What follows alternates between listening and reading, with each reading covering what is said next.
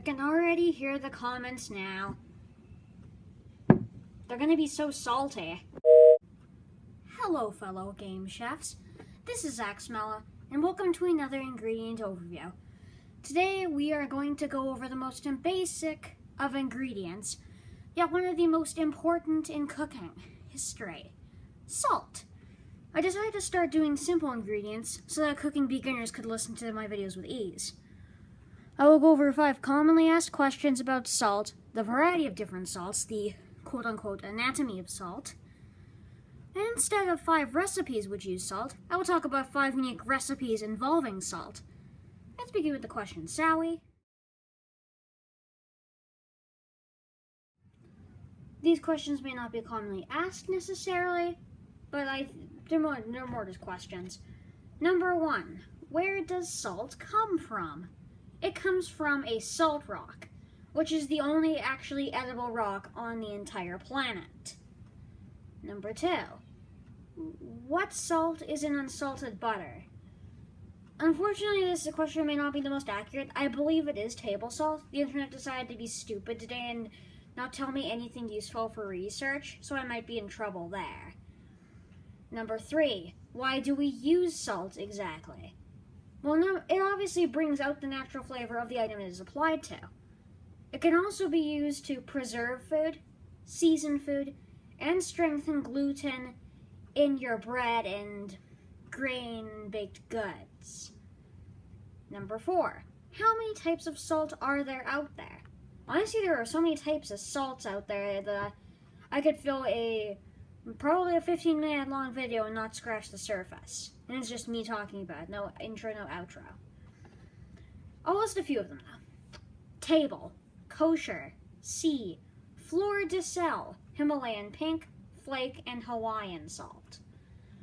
Just stick with the first 3 and you'll probably do fine. Himalayan pink if you're really feeling it. Number 5 and the final question, why is salt seen as unhealthy? I personally think it is confused with sodium, which is technically salt, which is already in the food before added salt comes in when you actually are preparing it. Obviously, it doesn't count for processed food because there's already crap added to it that makes it garbage. So sodium can lead to high blood pressure if you eat too much of it. So can salt, but I think it's more so sodium, which can be avoided if you don't avoid salt, but rather use it consistently in smaller amounts. Now, to go on to the variety part of my video. Salt comes in so many varieties, it is ridiculous. Table, kosher, sea, Maidan, matcha, blah, blah, blah, blah, blah. I personally would just tell you to use rather whatever salt the recipe tells you to do, or kosher. Sometimes coarse sea salt if you want a whole bunch of saltiness. Since salt can be used to season, preserve, and infuse flavors, there are many different salts for many different things. Table salt has something called iodine, which keeps it from clumping. So having a spread out salt might be better with table salt. Kosher salt does not have this, which makes it good for meat. Sea salt is a very broad term, but it basically means it is salt that contains lots of zinc, potassium, and iron, meaning it is very flavorful and very healthy for you compared to the others. The last one I'm going to talk about, since all the other ones are just random, is Himalayan pink salt. It has a very bold flavor to it, making it great for seasoning. It also comes, despite being called pink salt, it comes in a color with a range of white all the way to dark pink. And as you can see here, we have kind of a pinkish salt right here. Like, I don't know if zooming in is going to do anything, but it's pinker than the other salts, as you can see. Right here, I have just your average table salt, I believe. And then this is like salt that, I think this is kosher salt. I'm not quite sure. But anyways, though, now to go on to the anatomy part of my video. Roman soldiers were sometimes paid in salt instead of money, which led to the English word salary.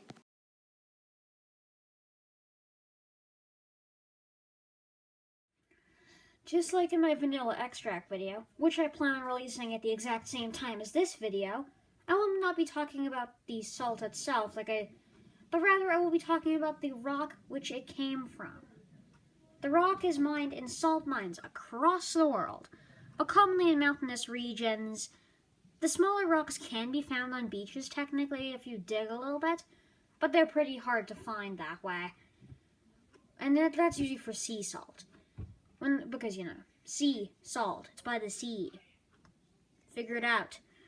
When the rock is ground up into a powder, we have the salt exported to us for us to apply to food on our dining room table. I didn't have to say much in this segment because, number one, the internet is being useless again today and not giving me any information to research with. And two, a salt rock turning into salt isn't exactly rocket science. Next, however, though, we have 5 unique techniques that involve salt. 6% of the salt that is currently in the U.S. is used for cooking. The rest is used for the other things. Here we go. The techniques.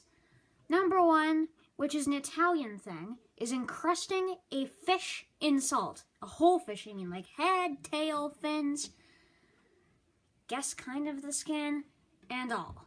You can create a crust on your meats with salt if it's something like coarse sea salt, which is healthier and has particles that are way larger than your average salt pebble because obviously it's coarse. Rolling your fish in a lot of salt will create the crust. But literally you have to have so much salt that the entire fish is covered in salty goodness. Look into it if it piques your interest. Number 2 is brining. That may sound simple, but brining food uses salt to both preserve and tenderize the meat or whatever you're doing it with. I just thought meat was a good example. Often confused with pickling, which is another video altogether, stay tuned for that, you dip the food all the way into a solution made up of salt, water, and whatever the heck else you want to infuse into your food, and leave it for something like 6 hours or even overnight. Number 3 is smoked salt. Smoking your salt, which is as simple as using a smoke gun, barbecuing the salt, or buying it, you can add a whole other dimension of flavor to the salt in question. Kosher salt takes it the best though, so you try to use that. Feel free to experiment that. Number 4 isn't really a technique, but more of just a way to enhance flavors. I call it sweet and salty. Combining the 2 flavor profiles together, sweet and salty, can create some excellent dishes. For example, and one of my favorite, is salted caramel. It is a prime example of this trend. It is sweet, yet the salt on top improves by lowering the sweetness and bringing its own flavor to the table and into the mix and creating harmony basically among your food. Number 5 is salt as you go. This may not be as fancy as the past techniques, but maybe the most important one on this list by far. Many recipes will call for you to do salt at the end. Unless they say why you shouldn't, do not listen to them. Salting as you go will enhance your flavor more than doing it all at the end. And add some while you're cooking and some at the end. I'm sure it'll be nice. Anyways though guys, that is it for this video. I hope that you enjoyed it, and I hope that you share and subscribe to my YouTube channel and view some of my other underrated work. This has been Axemmela. Goodbye!